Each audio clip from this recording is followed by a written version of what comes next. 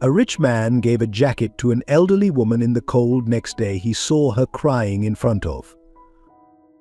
The sun cast long shadows over the weathered headstone as an elderly woman knelt before it, her trembling hands clutching a familiar black leather jacket. Tears streamed down her wrinkled face as she traced the engraved name Emily Sawyer, 1940 to 1980. From her worn handbag, she pulled out a faded photograph, a young couple embracing beside a sun-dappled farmhouse, their faces radiating joy and promise. The woman pressed the photo to her chest, whispering, "I'm so sorry, Emily. I never meant for any of this to happen." Behind her, unnoticed, a tall figure watched from the shadows, recognizing his own jacket draped across her frail shoulders. Before we get into the story, comment below where in the world you are watching from today, and if you like this story, don't forget to subscribe. The clock struck 10 at the towering Sawyer Industries building, where Ethan Sawyer stood at his office window, his reflection ghosting against the cityscape below. At 45, he'd achieved everything his father had demanded: Harvard Business School, CEO position, the corner office that Richard Sawyer once occupied. Yet the emptiness in his chest grew deeper with each passing year. His secretary had long since left, leaving him alone with the familiar silence. The same silence that filled his penthouse apartment, broken only by the occasional clink of ice in his nightly scotch. People called him brilliant, ruthless, unreachable, the same words they'd once used for his father. The thought made him wince.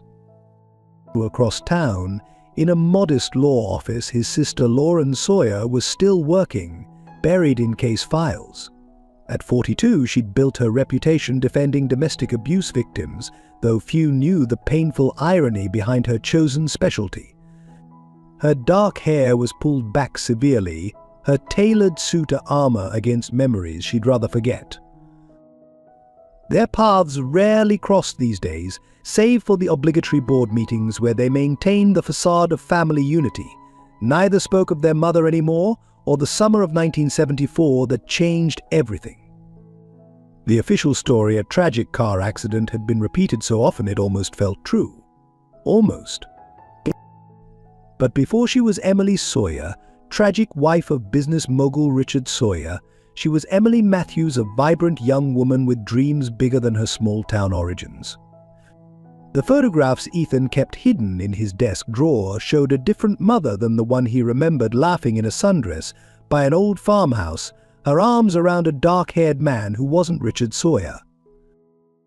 Henry Salazar had been the son of migrant farm workers, working his way through college when he met Emily at the local diner where she waitressed.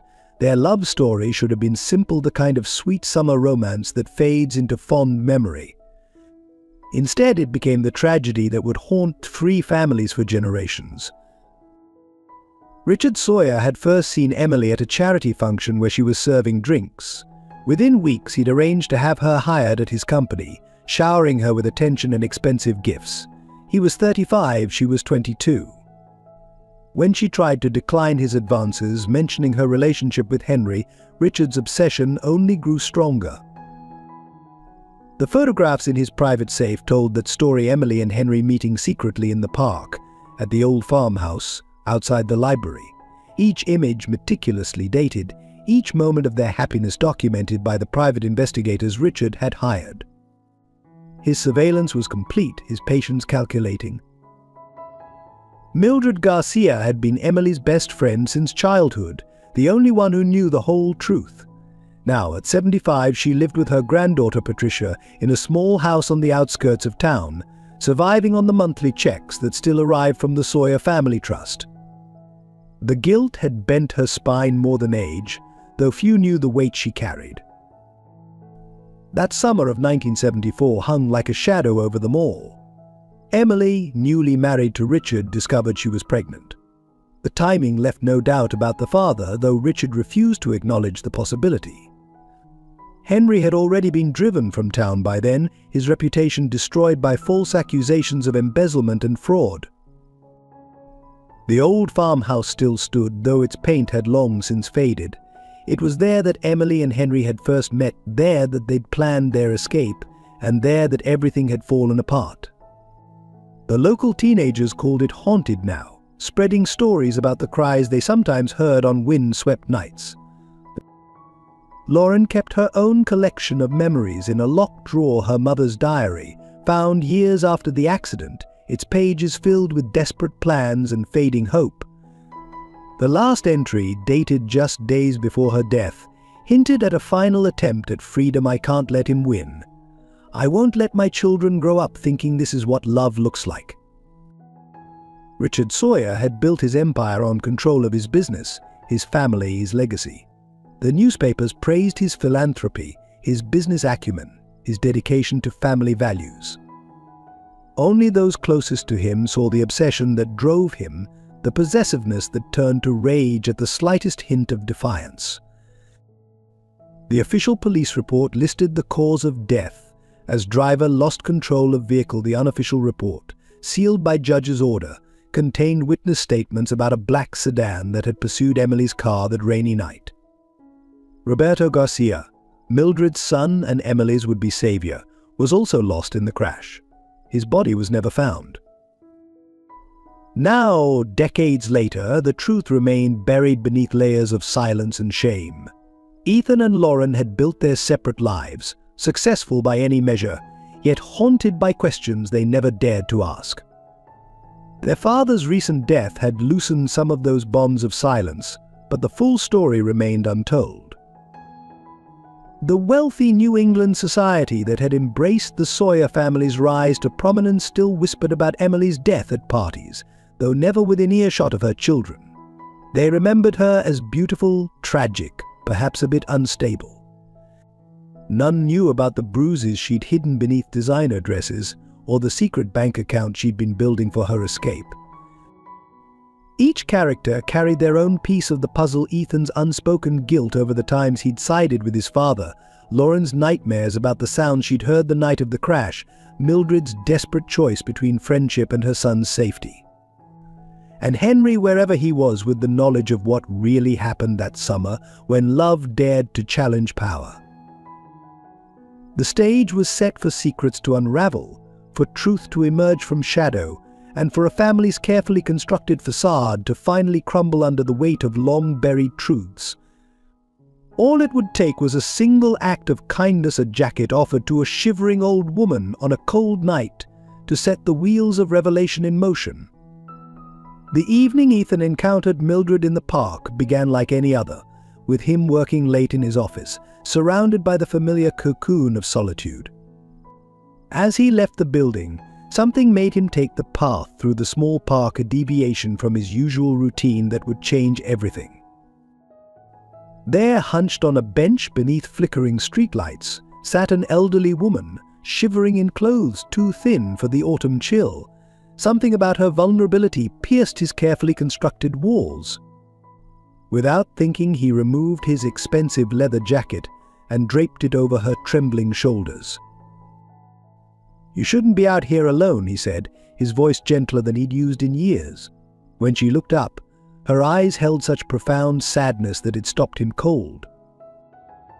"Sometimes alone is all we have left," she whispered, clutching the jacket closer. "Sometimes it's what we deserve." He should have walked away then. Later, he would wonder how different things might have been if he had. Instead, he found himself sitting beside her, watching as she pulled something from her worn purse, a photograph, its edges softened by years of handling. Is that he began recognition dawning as he stared at the young woman in the image. "That's my mother." Mildred's hands began to shake violently. She tried to hide the photo, but Ethan had already seen it: his mother, young and laughing, standing in front of an old farmhouse with a dark-haired man he didn't recognize. "Who is he?" Ethan demanded, his voice sharper now. "Why do you have this?" But Mildred was already struggling to her feet, attempting to return his jacket. "I shouldn't be here," she mumbled. "I've already caused enough damage." The next morning, driven by a compulsion he couldn't explain, Ethan visited his mother's grave for the first time in years. The sight that greeted him stopped his heart. There was Mildred, kneeling before the headstone, still wearing his jacket and weeping as though her heart would break. "I saw him yesterday, Emily," she was saying, "unaware of his presence. Your boy. He has your kindness, the same kindness that got you killed." Ethan's phone buzzed. Lauren calling. He almost ignored it, but something made him answer. "You need to come to my office," his sister said without preamble. "I found something in Dad's old files." Lauren's office was a stark contrast to his own, filled with case files and legal books rather than financial reports. She looked up as he entered, her face pale. "Look at this," she said, pushing a folder across her desk. Inside were more photographs, surveillance photos spanning years. Their mother with the same dark-haired man from Mildred's photo, meeting in secret, exchanging letters, sharing stolen moments. "There's more," Lauren said quietly, pulling out a diary. "It was Mom's. I found it hidden in Dad's study after the funeral. Ethan, she was planning to leave him." The diary entries told a story so different from the one they'd grown up believing. Their mother hadn't been the fragile, unstable woman their father had described. She had been fighting for her freedom, planning an escape with the help of someone named Roberto. Roberto Garcia. Lauren read from the final entry. He was supposed to help her get away that night. He died in the crash with her, but they never found his body. Garcia. Ethan repeated, remembering the elderly woman in the park. Mildred Garcia. Lauren's head snapped up. "How do you know that name?" As Ethan described his encounters with Mildred, Lauren's face grew increasingly troubled. "This isn't coincidence," she said finally. "She's been visiting Mom's grave for years. The groundskeeper told me, but I never knew why." They sat in silence, absorbing the implications. Their father, the man they'd idolized, had been conducting surveillance on their mother. She had been planning to escape, and somehow Mildred Garcia was at the center of it all. "We need to talk to her," Lauren decided, already reaching for her coat. "Really talk to her. She knows what happened that night." But when they arrived at the cemetery, Mildred was gone. Only Ethan's jacket remained, carefully folded and placed at the base of the headstone, along with a note, "I'm sorry, Emily. The truth cost too much." The groundskeeper approached them, holding something else, a stack of water-damaged letters he'd found hidden behind a loose stone in the headstone. "She's been leaving these for years," he explained. "Always on the anniversary of your mother's death." As they read through the letters, a story began to emerge, one of friendship, betrayal, and impossible choices. Mildred's words painted a picture of a young Emily Matthews, full of dreams and determination, and her love for Henry Salazar, the man their father had systematically destroyed. "We have to find her," Ethan said, his voice thick with emotion. "We have to know the whole truth." Lauren nodded, but her expression was troubled. "Be careful what you wish for," she warned. "Some truths change everything." They couldn't know then how right she was, or how their search for answers would unravel not just their family's past, but their understanding of who they were and everything they thought they knew about love, loyalty, and the price of silence. The first breakthrough came in an unexpected place, a small, safe deposit box in their father's private bank. Among the documents and photographs, they found a birth certificate that shattered everything they thought they knew. Sarah Elizabeth Salazar, born June 15, 1974, just months before their mother's death. Mother Emily Sawyer. Father Henry Salazar. "We have a sister," Lauren whispered, her hands trembling as she held the document. "Dad must have known. This is why." Ethan couldn't finish her thought. The implications were staggering.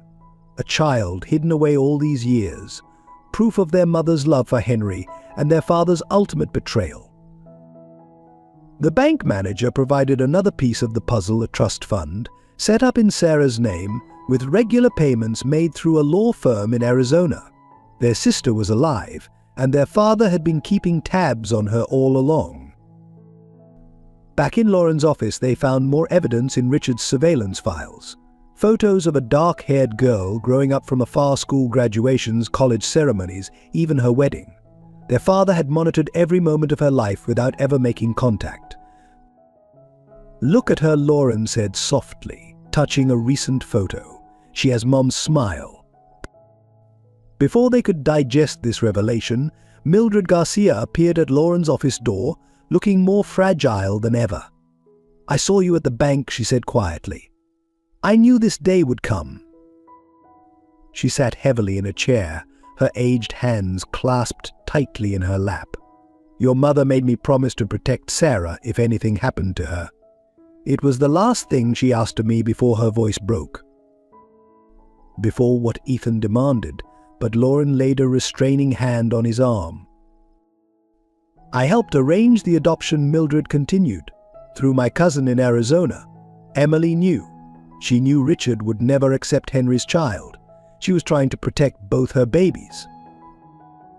The story spilled out Emily had discovered her pregnancy shortly after being forced to marry Richard.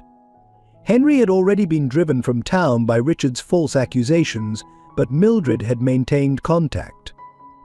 The plan had been for Emily to hide the pregnancy, give birth in secret, and then escape with both children once Sarah was born. But Richard found out, Mildred whispered. Not about Sarah, he never knew about her. But he discovered Emily was planning to leave. He had people watching her every move. Lauren pulled out their mother's diary. "These entries," she said, "about Roberto helping her escape. Was that part of the plan too?" Mildred's face crumpled. "Roberto was my son. He loved Emily like a sister. When Richard threatened to destroy my family if I didn't tell him about Emily's plans, I made the wrong choice. I thought I was protecting my son, but in the end..." "You betrayed her," Ethan said coldly. "Yes," Mildred admitted, tears streaming down her face. "But Roberto couldn't live with what I'd done. He decided to help Emily anyway. The night of the accident..." A knock at the office door interrupted her. A young woman stood there, her dark hair and familiar eyes stopping them all cold. "I'm Patricia Garcia," she said, "Mildred's granddaughter. And I think it's time you knew the whole truth about Roberto." Patricia placed an old cassette tape on Lauren's desk. "My father didn't die in the crash with your mother," she said quietly.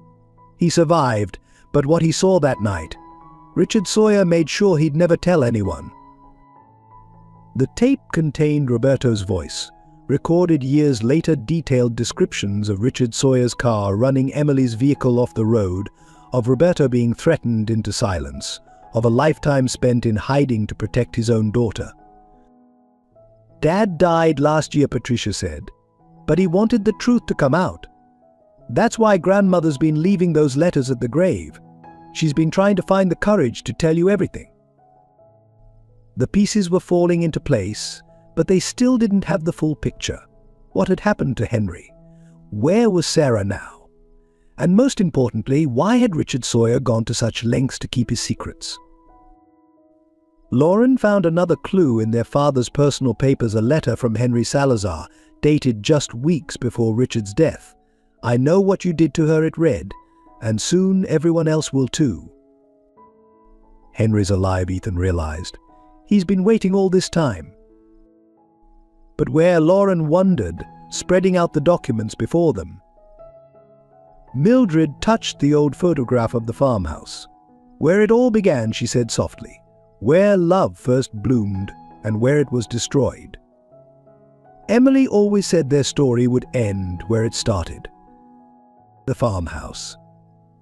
The answer had been there all along, waiting in the place where their mother had first fallen in love, where she had dreamed of a different life, and where, perhaps, the final pieces of truth still waited to be uncovered.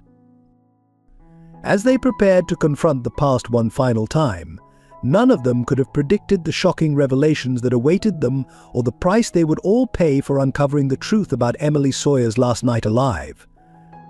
The search for Henry Salazar led them through a trail of carefully hidden breadcrumbs. Each discovery revealed more of Richard's calculated manipulation and the true fate of Roberto Garcia, painting a picture darker than they'd imagined.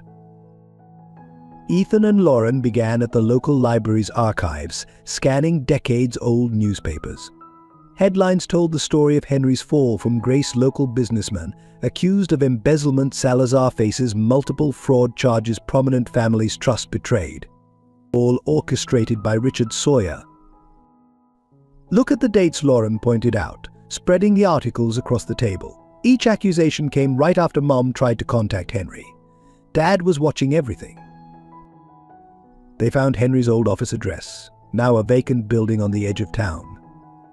The landlord, an elderly man who remembered those days, shared what he knew. Salazar was a good man, built his business from nothing. Then one day everything changed. Bank accounts frozen, clients disappeared, reputation ruined. Never saw anything like it. Deeper investigation revealed Richard's methodical destruction of Henry's life. Bank records showed mysterious withdrawals, forged documents, and fabricated evidence of theft. Richard had used his connections to ensure Henry lost everything: his business, his reputation, and ultimately Emily. But where did he go? Ethan wondered, staring at the last known photograph of Henry leaving town. The answer came from an unexpected source: Patricia Garcia's own investigation into her father's disappearance. She'd found Roberto's hidden journals, revealing a complex web of surveillance and threats. "My father didn't just die in that crash," Patricia explained, her voice tight with controlled anger. "He survived, and what he saw that night made him Richard Sawyer's prisoner for the rest of his life." Roberto's journal entries painted a chilling picture.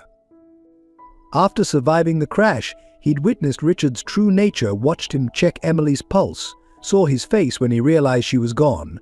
No grief, just satisfaction. "He saw me then, made me an offer: disappear forever, or my family would suffer accidents like Emily's." The journal detailed Roberto's years in hiding, moving from city to city, always under Richard's watch. Monthly payments ensured his silence, but guilt ate at his soul. His final entry, dated just before his death, read: "Henry is alive. He's where Emily always said they'd meet again. The place where promises were made." Lauren's research uncovered more of Richard's manipulation. Bank statements showed regular payments to private investigators, hidden accounts for bribes, and a network of people paid to maintain his lies. He didn't just destroy Henry, Lauren realized. He created an entire alternate reality to control everyone around him. They found evidence of Richard's obsession in his private study: hundreds of surveillance photos of Emily, recordings of her phone calls, copies of her letters to Henry that never reached their destination. The extent of his control was staggering.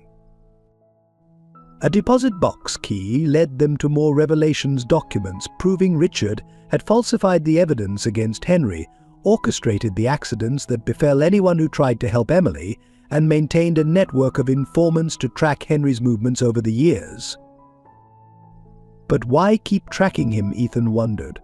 Why not just let him disappear? The answer lay in Roberto's final confession, found among Patricia's father's belongings. Richard knew Emily was pregnant when she died, knew it wasn't his child. His biggest fear was Henry coming back for the baby, the living proof of Emily's love for another man. This revelation shed new light on Richard's decades-long surveillance.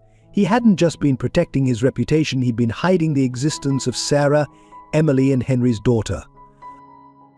Patricia shared her father's last words: Henry never stopped looking for his child. Richard's people were always one step behind him, moving Sarah's adoptive family whenever Henry got too close. That's what the payments were for keeping Henry away from his daughter. The truth about Roberto's disappearance emerged through a series of letters he'd written to Mildred but never sent.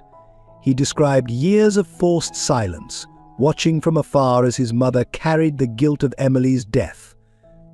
Richard had used Roberto's survival to ensure Mildred's continued cooperation, threatening to expose her role in Emily's death if she ever revealed the truth. "Your mother knew," Patricia told them softly. "In those final days she discovered Roberto was alive. That's why she made her last desperate attempt to escape. She wanted to expose everything." The pieces were falling into place, revealing a tapestry of manipulation that spanned decades. Richard hadn't just killed Emily, he'd orchestrated an elaborate web of lies and threats to keep his perfect family image intact. But the biggest revelation came from an unexpected source, a deathbed confession from one of Richard's former private investigators. He revealed that Henry had been sending messages through the years, hidden in plain sight donations to charities Emily had loved, flowers sent to her grave on significant dates, and most importantly, regular visits to the old farmhouse where their love story began. He's been waiting, Lauren realized. All these years he's been waiting for someone to uncover the truth. As they prepared to visit the farmhouse, they knew they were close to finding Henry and with him the final pieces of their mother's story. But they couldn't know that what awaited them would challenge everything they thought they understood about love, loyalty, and the price of truth. The story of Emily and Henry's romance emerged through a collection of letters found in Mildred's attic, preserved in an old hatbox tied with faded ribbon. Each letter painted a picture of a love that defied the social boundaries of 1970s New England. "My dearest Henry," one letter began, dated summer 1973. "Today at the diner, when you slipped that poetry book into my apron pocket, I felt my heart soar. Your marginalia made me laugh. Who else would dare to correct Robert Frost? This is why I love you. You see the world differently, challenge everything, make me brave." Their romance had blossomed at the old farmhouse, where Henry worked summers while attending college. Emily would bring him lunch, and they'd sit among the apple trees, dreaming of their future. She'd read her poetry, he'd share his plans for building his own business. "We were there the day they met," Mildred shared, her voice thick with memory. Emily was delivering pies for her mother's bakery. Henry was fixing the barn roof. He called down asking if she'd share her delivery, said he'd never tasted anything sweeter than her smile. More letters revealed their secret meetings, midnight swims in the farm pond, sunrise picnics in hidden meadows, stolen moments in the town library where Henry studied. Their love grew stronger as Richard Sawyer's interest in Emily became more aggressive. "I won't let him buy my future," Emily wrote to Henry. "He thinks everything has a price, but not this, not us. We'll build our own dream, even if we have to start with nothing." Mildred's face crumpled as she recalled her impossible choice. "Richard came to me on a Tuesday," she whispered, "showed me photos of Roberto leaving a known drug dealer's house. Said he could have my son arrested, convicted, imprisoned. All I had to do was tell him Emily's plans." The evidence against Roberto had been fabricated, but Mildred didn't know that then. She only saw her teenage son's future hanging by a thread. "I thought I could warn Emily somehow, find another way. But Richard watched everything. He made me call him the moment Emily told me about the pregnancy." Lauren found her mother's diary entry from that day. "Mildred was strange today. Her hands shook when I told her about the baby. My best friend, who shared every secret since childhood, couldn't meet my eyes. Something's wrong, but I can't ask. Henry says we have to be careful now, trust no one." The weight of betrayal had reshaped all their lives. Mildred chose her son, only to lose him anyway. Emily trusted her heart, and it led to tragedy. Henry fought for love and watched everything crumble. "The night I told Richard," Mildred continued, "I heard him make a phone call. He said destroy everything. Bank records, business contracts, reputation. By morning I want Henry Salazar to be toxic in this town." I realized then what I'd done, but it was too late. As these revelations emerged, the family alliances began to shift. Ethan and Lauren, who'd spent years avoiding each other, found themselves united in their quest for truth. Patricia, initially suspicious of the Sawyer siblings, became their strongest ally, sharing Roberto's hidden records. Even the town's old guard began choosing sides. Richard's former business partners, sensing change coming, started reaching out. Some offered evidence of his manipulations, others tried to cover their complicity. "Your father kept files on everyone," his former secretary admitted, providing access to a hidden safe. "Anyone who knew about Emily and Henry, anyone who might help them, he made sure they all had something to lose." The most significant shift came when Mildred finally agreed to testify about Richard's involvement in Emily's death. "I'm tired of carrying this weight," she declared. "Emily deserved better from me. It's time her children knew everything." The public story of the Sawyer family, wealthy, powerful, untouchable, began to crumble. Those who had witnessed Richard's cruelty started speaking out. Former employees shared stories of his obsessive surveillance. Old friends remembered Emily's fading spirit. "We were all complicit," the family lawyer admitted. "We saw what was happening to Emily, but Richard's power seemed absolute. Who would believe us against him?" As they prepared to confront the final truths waiting at the farmhouse, the alliances were clear. No longer were they separate people trapped in Richard's web of lies. They had become a united front, determined to uncover the full story of Emily and Henry's love, and the price they all paid for silence. "Whatever we find there," Lauren told Ethan, gripping his hand, "we face it together. For Mum. For Henry. For the truth."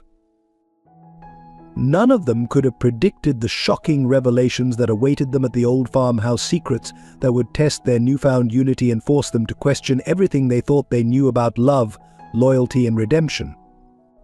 The old farmhouse loomed before them in the fading autumn light, its weathered walls holding decades of secrets. Ethan, Lauren, Mildred, and Patricia stood at the overgrown entrance, the weight of imminent truth heavy in the air. "He's here," Mildred whispered, clutching her shawl. "Henry always said he'd return to where it began." They approached the creaking porch steps, years of neglect evident in every splintered board. Through the dusty windows, a faint light flickered. Someone was inside. Lauren's hand trembled as she reached for the door handle. The interior was sparse but showed signs of recent habitation: a worn armchair, stacks of newspapers, and on the mantel, dozens of photographs of Emily through the years. But what stopped them cold was the sight of not one, but two elderly men rising from chairs by the fireplace. "Welcome," one said softly, his voice carrying years of pain. "I've been waiting for this moment for so long." Henry Salazar's face was weathered, but his eyes held the same intensity seen in the old photographs with Emily. The second man stepped forward, and Mildred gasped, "Roberto." But it wasn't Roberto Garcia who stood before them. The man's face bore an uncanny resemblance to Henry's: same dark eyes, same strong jawline, aged by time but unmistakable. "Thomas Salazar," he introduced himself, "Henry's twin brother. And one of the witnesses to what really happened the night your mother died." The revelations began to cascade, each more shocking than the last. Thomas had been working with Henry for decades, helping him stay hidden while gathering evidence against Richard. They'd maintained separate lives, trading places when Richard's investigators got too close. "Your father's surveillance wasn't as perfect as he thought," Thomas explained. "While he watched me, thinking I was Henry, my brother was free to search for Sarah." Henry moved to a trunk in the corner, pulling out stacks of documents. Every piece of evidence Richard tried to destroy, every lie he told, every person he threatened, we documented it all. But we needed one thing to make it complete. "A witness," Lauren breathed, understanding dawning. "Yes," Henry nodded. "Someone who saw what really happened that night. Someone who could testify to Richard's actions without fear of retribution." Mildred stepped forward, her face ashen. "Roberto. You found him?" "Better," Thomas said, moving to the farmhouse door. "We protected him." The door opened again, and a figure stepped into the firelight. Roberto Garcia, aged but very much alive, stood before them. Mildred's knees buckled, and Patricia rushed to support her grandmother. "Hello, Mama," Roberto said softly. "I'm sorry for letting you think I was dead. It was the only way to keep everyone safe." The story poured out. Roberto had survived the crash that killed Emily, witnessed Richard's actions, and fled that night not because of Richard's threats, but as part of a plan he'd already made with Henry. "Emily knew Richard would never stop," Roberto explained. "She made me promise that if anything happened to her, I'd help Henry protect Sarah. My death made it possible. Henry produced a leather portfolio. Roberto documented everything that night: Richard running Emily's car off the road, checking to make sure she was dead, making the call to cover it up. We've been building the case ever since. But why wait so long? Ethan demanded, anger and grief warring in his voice. Because of Sarah, Henry said quietly. Richard kept her adoptive family under constant surveillance. One wrong move, and they'd disappear again. We had to wait until he couldn't hurt her anymore. Lauren sank into a chair, overwhelmed.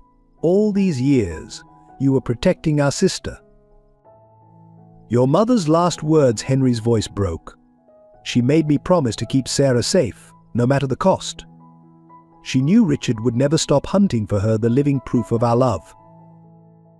Thomas pulled out more files. We weren't just gathering evidence against Richard. We were documenting every person he'd threatened, every life he'd destroyed. The network of fear he built wasn't just about Emily, it was about maintaining his power through generations. Roberto stepped forward, placing a hand on Mildred's shoulder. Mom, Richard didn't just threaten me that night. He threatened Patricia before she was even born. He said he'd make sure my child would pay for any mistake you made. Mildred's cry of anguish echoed through the old house. My God, what did I do? Emily, I chose wrong. I chose so wrong.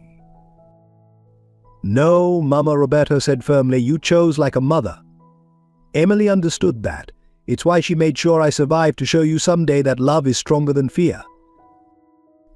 A noise from upstairs made them all freeze. Henry smiled sadly. There's one more person you need to meet, he said. Someone who's been waiting as long as I have for this moment. Footsteps sounded on the old stairs, and a woman in her late 40s appeared. Her dark hair held streaks of grey, but her eyes, Emily's eyes, were bright with tears. Hello, she said softly. I'm Sarah. And I think it's time we all knew the whole truth about our mother.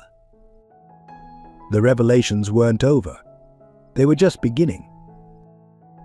The next wave of revelations came from Sarah, who carried a worn leather case filled with evidence of Richard's true nature, evidence Emily had carefully collected during her final months.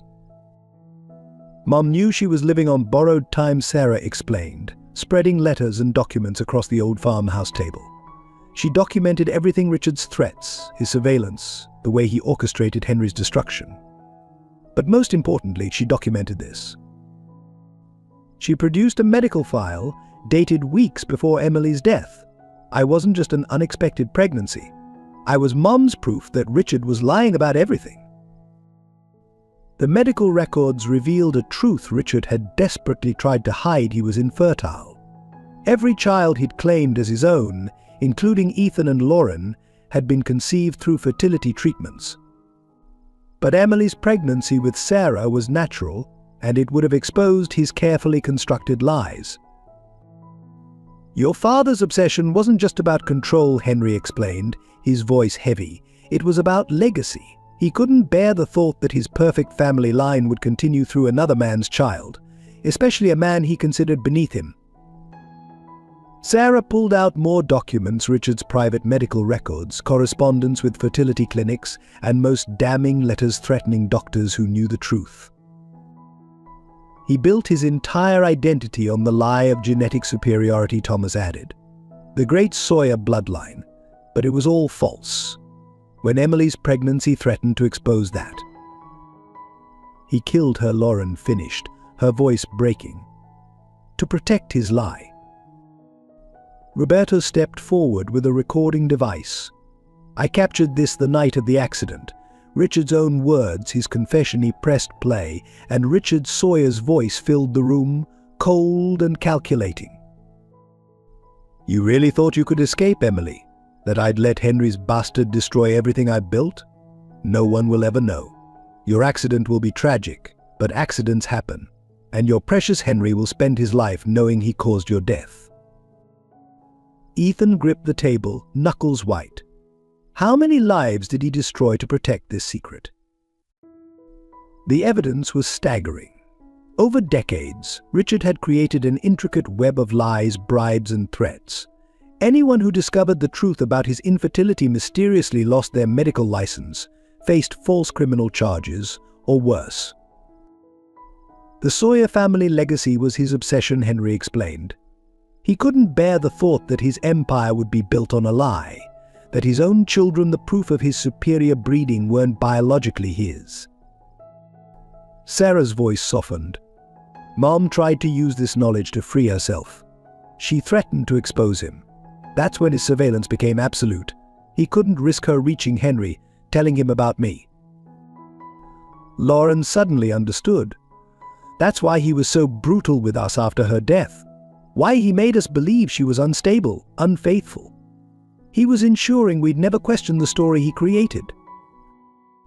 The family legacy they'd thought they were protecting all these years had been built on foundations of lies and violence. The Sawyer name, once synonymous with power and prestige, was a careful fabrication. But now, Sarah said, standing tall, we have a choice. We can continue hiding behind these lies, or we can create a new legacy, one built on truth, no matter how painful. Mildred spoke up, her voice stronger than before. Emily would want the truth, all of it, no matter the cost. The cost will be enormous, Thomas warned. When this becomes public, the Sawyer empire will likely crumble. Everything built on Richard's lies will be questioned. Good, Ethan said firmly. It's time to tear it all down. Build something honest from the ruins. They spent hours reviewing the evidence, planning their next steps. The Sawyer legacy was at stake, but not in the way Richard had always feared. Instead of protecting a lie, they would honor the truth about Emily's courage, Henry's love, and the real meaning of family. We're not just Sawyers, Lauren realized, looking around at their unlikely gathering. We're the children of Emily Matthews, who loved deeply enough to die protecting us. That's the legacy we need to preserve. As night fell over the old farmhouse, they made their decision. The truth would come out, all of it. The cost would be devastating, fortunes lost, reputations destroyed, comfortable lies exposed. But they would face it together, bound not by blood but by something stronger, the truth they'd fought so hard to uncover. Sarah picked up a photo of their mother, young and smiling at the farmhouse. Mom wrote something on the back of this just before she died. I think it's time we all heard it. She turned the photograph over, reading Emily's final message: love doesn't die with secrets. It waits in the truth, patient as stars, until brave hearts find their way home. They had found their way home. Now they had to be brave enough to face what came next. The true story of the accident emerged like a nightmare brought into daylight, each detail more horrific than the last. Roberto's testimony, preserved on an old tape recorder he'd kept hidden for decades, painted the scene in devastating clarity. It was raining that night. His recorded voice trembled. Emily called, saying she had proof of Richard's lies, medical records showing he couldn't father children. She was finally ready to expose everything. I promised to drive her to Henry. The tape crackled with the weight of memory. We were halfway to the farmhouse when I saw the headlights in the rearview mirror. Richard's black sedan, gaining speed. Emily clutched her bag of evidence, whispering, he knows. Dear God, he knows. In the farmhouse's dim light, Roberto's living voice joined his recorded one. He didn't just want to stop us. He wanted to punish Emily. Make her death a message to anyone else who might defy him. The multiple betrayals unfolded like a Greek tragedy. Richard had known about their escape plan all along, tipped off by the network of spies he'd planted throughout their lives. The garage mechanic who'd sabotaged their brakes. The phone operator who'd monitored Emily's calls. The bank teller who'd reported her withdrawals. But the deepest betrayal, Mildred confessed, her voice barely a whisper, was mine. I told Richard about the pregnancy, thinking I could save Roberto. Instead, I signed Emily's death warrant. Sarah produced her mother's final letter, found in the evidence box. Henry had preserved. My dearest Henry, if you're reading this, Richard has discovered the truth, not just about our baby, but about his own secret. He'll never let me leave now. The man I married is capable of anything to protect his lies. The accident scene, as Roberto described it, was orchestrated to look like a tragic loss of control on a rainy night, but Richard had deliberately forced their car toward the ravine, watching with cold satisfaction as it rolled, taking Emily's life and all her evidence with it. What he didn't know, Roberto continued, was that I'd already mailed copies of everything to Henry. Emily made sure the truth would survive, even if she didn't. Lauren's legal training kicked in as she reviewed the police reports. Every investigator who questioned the accident's circumstances was suddenly transferred or resigned. The medical examiner who noted suspicious injuries was discredited. Richard's influence reached everywhere. But the betrayals weren't finished. They discovered that Emily's own father had been coerced into supporting Richard's version of events, his small business mysteriously saved from bankruptcy shortly after backing the official story. The town doctor who treated Emily's injuries from Richard's accidents was paid to diagnose her with mental illness instead, Henry revealed. Even her own therapist was on Richard's payroll, feeding him information from their sessions. The price of silence had been calculated down to the penny.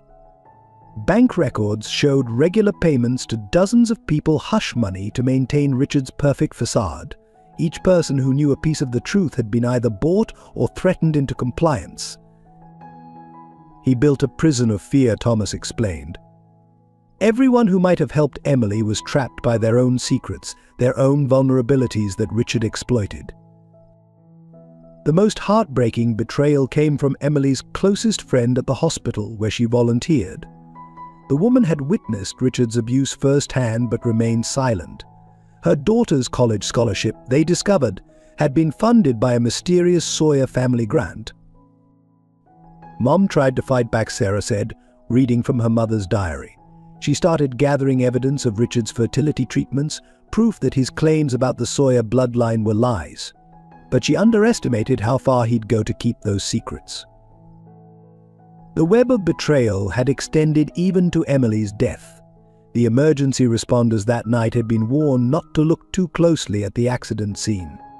The newspaper editor who questioned the circumstances found himself facing fabricated scandal allegations. Richard didn't just kill Emily, Roberto concluded. He erased her, replaced her real story with his own version, made everyone complicit in his lies. The truth's weight settled over them like ash. They had all played parts in maintaining Richard's facade, Ethan and Lauren, by accepting his version of their mother, Mildred through her forced betrayal, the town through its collective silence. The real tragedy, Henry said softly, wasn't just Emily's death. It was how completely Richard destroyed the truth. How thoroughly he corrupted everyone around him with fear and guilt. As they sat in the growing darkness, surrounded by evidence of decades of manipulation and betrayal, they realized the truth had cost more than just Emily's life. It had poisoned an entire community, turning neighbors against each other, making everyone complicit in a conspiracy of silence. The price of that silence still echoed through their lives in Ethan's inability to trust, in Lauren's crusade for justice, in Sarah's hidden existence, in the weight of guilt that had bent Mildred's spine. But now, finally, the truth was free, and with it came the terrible responsibility of deciding what to do with it. The first shock came when Henry revealed the truth about his identity. "I'm not the Henry Salazar who loved your mother," he said quietly, his hands trembling. "I'm Thomas. Henry. Henry died 3 years ago." The silence in the farmhouse was deafening. Thomas pulled out a letter, its paper worn from frequent handling. "My brother made me promise to continue the charade until all the evidence was gathered. He knew Richard's people were still watching, still protecting his lies even after his death." Sarah's face crumpled. "You mean my father died never getting to hold you," Thomas finished softly. "But he never stopped loving you, never stopped fighting to protect you. His last words were your name and Emily's." This revelation shook their understanding of everything that had happened since finding Mildred in the park. The man they'd thought was Henry had been his twin all along, carrying out his brother's final plan to expose the truth. Then came Emily's final letter, discovered hidden in the farmhouse walls.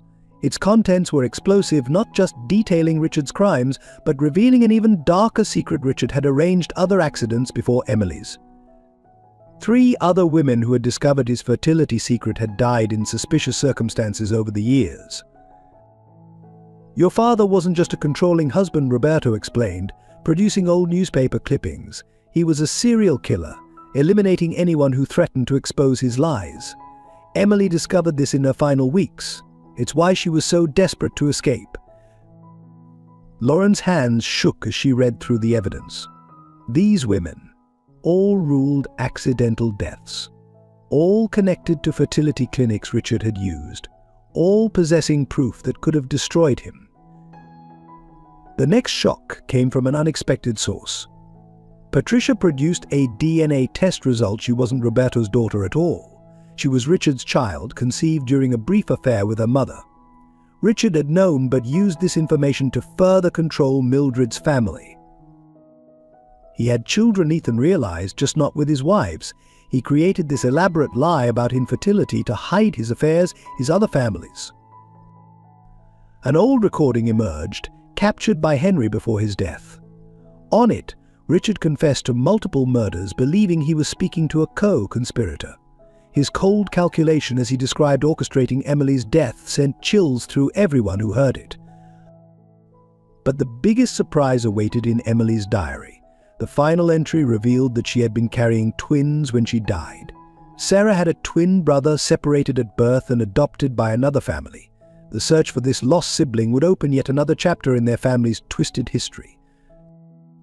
Mildred finally shared her own shocking truth. She had been in love with Henry herself, long before he met Emily. Her betrayal wasn't just about protecting Roberto, it had been fueled by decades of hidden jealousy and unrequited love. "I loved him since we were children," she confessed, tears streaming down her face. "Watching him fall in love with Emily, it broke something in me. When Richard threatened Roberto, part of me wanted to believe I was choosing my son. But I was also punishing Emily for having what I couldn't." The evidence box contained one final surprise, a series of letters between Emily and Henry that had never been delivered. In them they had planned not just their escape, but a way to expose Richard's crimes. They had been gathering evidence for months, building a case that would have destroyed him. They weren't just running away, Thomas explained. They were planning to bring him down, to free everyone from his web of lies. Emily died a hero, fighting not just for her love, but for justice. Roberto revealed that he had maintained contact with Henry over the years through a complex system of coded messages and newspaper personal ads. This explained how they had coordinated their decades-long plan to gather evidence. Every Sunday for 30 years, Roberto said, spreading out old newspapers, we communicated right under Richard's nose. He was so focused on grand conspiracies, he missed the simple truth in front of him. The final piece fell into place when Sarah produced a key to a storage unit Henry had maintained. Inside, they found decades of evidence, not just about Emily's death, but about every crime Richard had committed, every life he had destroyed, every secret he had buried. My father spent his life building this case, Sarah said. He knew that exposing one lie wouldn't be enough. The whole truth had to come out, all at once, so completely that no one could bury it again. As they processed these revelations, they realized their task had grown far beyond exposing one man's crimes. They were uncovering a decades-long conspiracy that had touched countless lives, created multiple victims, and left a legacy of pain that would take generations to heal. The truth, it seemed, was far more complex and devastating than any of them had imagined, and they were just beginning to understand the real cost of bringing it to light. 1 year after the revelations at the farmhouse, the old Sawyer mansion was transformed into a shelter for victims of domestic violence. The Emily Matthews Foundation, funded by the dismantled Sawyer fortune, had become a beacon of hope for those trapped in situations like Emily's. Lauren stood at the podium during the opening ceremony, her voice strong despite the emotion. My mother died fighting for truth and justice. Today we honor her legacy, not by preserving the Sawyer name, but by helping others find their voice. The truth had indeed cost them everything and given them something far more valuable in return. The Sawyer business empire had crumbled under the weight of Richard's exposed crimes. Ethan had voluntarily stepped down as CEO, choosing instead to manage the foundation's resources. Sarah, no longer hiding, had become the foundation's public face. Her story, the secret child of Emily and Henry's love, resonated with people worldwide. We're not just helping victims escape, she would say. We're helping them reclaim their stories. Mildred found her redemption in unexpected ways. She became the shelter's resident grandmother figure, her experience helping others understand the complex choices abuse victims face. Her confession about her love for Henry and jealousy of Emily had freed her from decades of guilt. Sometimes, she told the women at the shelter, we make terrible choices for complicated reasons. The path to forgiveness starts with honesty, especially with ourselves. The search for Sarah's twin brother led them to Michael Chen, a successful architect in Seattle. His adoption records had been sealed, but Richard's death removed the last barriers to the truth. The reunion of the twins brought healing none of them had expected. I always felt something was missing, Michael admitted during their first meeting. Like there was another half of my story waiting to be told. Patricia's discovery about her true parentage led to more revelations. Other secret children of Richard Sawyer emerged, each carrying pieces of a larger story. Rather than reject them, the family embraced these new members, understanding that healing comes through acceptance, not denial. Roberto, finally free from hiding, dedicated himself to investigating cold cases similar to Emily's. His work helped expose other powerful men who had buried their crimes behind wealth and influence. Emily's story, he said, was never just about one family. It was about breaking the cycle of power and silence. The farmhouse became a memorial of sorts. They restored it not to its former glory, but to serve as a reminder. The walls that had witnessed Emily and Henry's love now displayed their letters, photos, and evidence not just of tragedy, but of tremendous courage.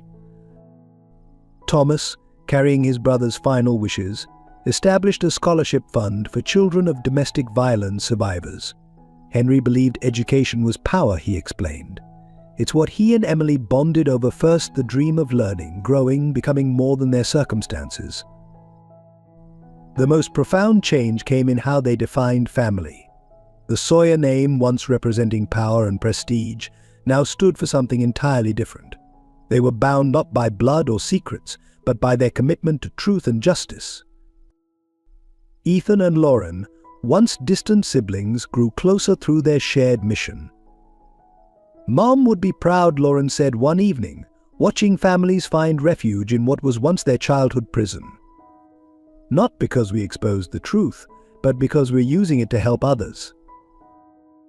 The media attention eventually faded. The scandalous headlines about Richard Sawyer's crimes became yesterday's news, but the impact of their choices continued to ripple outward, touching lives they would never know. One autumn evening, exactly like the night Ethan had given his jacket to Mildred, they gathered at Emily's grave. Sarah placed fresh flowers, while Michael added a book of poetry, the same kind their father had once shared with their mother. I found my way home, Mum, Sarah whispered, touching the headstone. We all did, and we're helping others find their way too. Mildred, supported by Patricia, placed her own tribute, the jacket Ethan had given her that fateful night, now framed along with Emily's last letter. Love doesn't die with secrets, she quoted softly. It waits in the truth, patient as stars, until brave hearts find their way home. As they stood together, the children of secrets and lies transformed by truth, the victims turned survivors, the broken made whole through honesty and purpose. They understood finally what Emily had fought and died for. Not just for love, but for the right to live truth fully and completely. The Sawyer legacy was indeed destroyed, But from its ashes arose something far more valuable, a testament to the power of truth, the strength of forgiveness, and the enduring impact of one woman's courage to love despite all costs. The sun set over the cemetery, casting long shadows much like the night this story began. But now, instead of secrets and shame, these shadows held promise of healing, of purpose, of lives transformed by the simple, devastating power of truth. Emily Matthews Sawyer's true legacy lived on, not in name or fortune, but in the countless lives touched by her children's determination to honor her final wish that love and truth would triumph over power and lies, no matter the cost, no matter how long it took. And somewhere, perhaps, Emily and Henry were finally at peace, their love story complete not in its tragic ending, but in the healing it ultimately brought to so many others. The end was really just another beginning. In life, we often carry burdens too heavy to name, secrets that bend our spines, lies that poison our hearts, and regrets that haunt our nights. Like Mildred, we make impossible choices thinking we're protecting those we love, only to discover that our silence becomes the heaviest betrayal. Emily and Henry's story reminds us that true love isn't about grand gestures or perfect moments. It's about the courage to stand against the darkness, even when standing means falling. It's about the strength to choose truth over comfort, justice over safety, and hope over fear. To those who've ever felt trapped by circumstances, who've watched helplessly as power crushed innocence, who've carried the weight of what if through sleepless nights your pain is seen. Your struggle matters. Your truth, however long buried, deserves to be heard. For every mother who's sacrificed her happiness for her children's safety, for every friend who's lived with the agony of forced betrayal, for every child who's grown up in the shadow of unspoken truths, you are not alone. Like Emily, your love leaves ripples that touch lives far beyond your own. The greatest tragedy isn't in dying for what we believe in, it's in living without believing in anything at all. Emily died protecting the truth that would eventually set countless others free. Her story teaches us that our darkest moments can become someone else's light, our deepest wounds can become bridges to healing. To those burdened by guilt like Mildred, remember, redemption doesn't erase the past, but it can transform the future. Your mistakes don't define you, your courage to face them does. It's never too late to choose truth, to stand for justice, to become the person you were meant to be. And to the children of silence, like Ethan and Lauren, your inheritance isn't in the name you carry or the lies you've been told. It's in your capacity to break the cycles that broke those before you, to turn wounds into wisdom and pain into purpose. Remember Emily's final words: love doesn't die with secrets. It waits in the truth, patient as stars, until brave hearts find their way home. Your heart knows the way. Trust it. Follow it. Let it lead you home. Because in the end, it's not the power we hold, but the truth we speak that changes lives. It's not the facades we maintain, but the walls we dare to break that set us free. And it's not the silence we keep, but the stories we brave to tell that heal not just ourselves, but generations to come. Your truth matters. Your story matters. Your courage to break the silence matters. Like Emily's love for Henry, like Mildred's path to redemption, like the healing found by all who dared to face the truth, your journey to authenticity might cost you everything, but what it gives in return is worth more than all you could lose. Be brave. Speak up. Let your truth light the way home. For somewhere in the stars above, Emily is smiling, knowing that her sacrifice wasn't in vain, that love truly is stronger than fear, and that truth, no matter how long buried, will always find its way to the light. This isn't just a story, it's a calling. To love fiercely, live truthfully, and leave a legacy not of power, but of courage. What will your truth set free? If this story touched your heart, please hit the like button and subscribe to our channel. Your support means the world to us. Share with loved ones who need to hear this message of hope and healing. Leave a comment below about how Emily's story moved you. Your words inspire us to bring more powerful stories of love, truth, and redemption. Together, let's spread stories that matter.